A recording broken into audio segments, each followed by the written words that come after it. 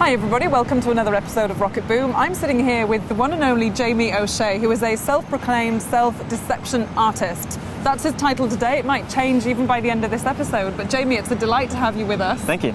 We're here to talk about 3 to 2, which is, by any definition, a very brave self-experiment. Thank you. So first of all, I would love to know what 3 to 2 is and how you came about coming up with it and why. Well, it is, by all practical definitions, a time machine that I lived in for 3 weeks on the outside, but I perceived 2 weeks on the inside because I was living with a slow clock and artificial day and night cycles and a delayed internet feed to progressively fall behind regular time. So I was living on these 36-hour days and trying to adjust my waking and sleeping and eating schedules accordingly to sort of lose touch. So describe your environment during that time, because obviously you had to build a very artificial, capsule, bedroom, kitchen? Where were you? I was in a studio program, a residency that was a live work studio, so there was a kitchen and a bathroom and regular accommodations. And I just built walls over the windows and put in timed artificial light boxes to simulate the day. And then I built a chamber, sort of sarcophagus-like chamber to sleep in because there were 12-hour sleep periods. So blocking everything out with some white noise made it easier for me to sleep. And I watched 36 movies, read 6 novels, I think, and generally waited for the end of the project.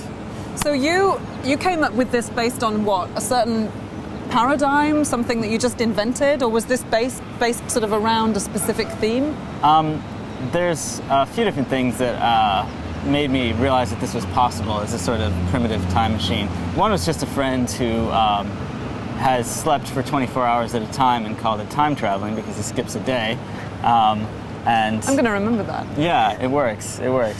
But also the sound artist Lamont Young has been living on an extended day, like a 27-hour day, so that he goes in and out of phase with the outside world's day for decades, and I thought that was beautiful, and I wanted to make a more formal piece out of it. Did you take a phone with you? No. You had no contact with the outside world apart from this program that you'd set up to delay your internet access. Right. So by how much? It was a progressively increasing delay. Oh, as my 36-hour days progressed, more and more 24-hour days I'm falling behind. So by the end of 3 weeks, I was a week behind.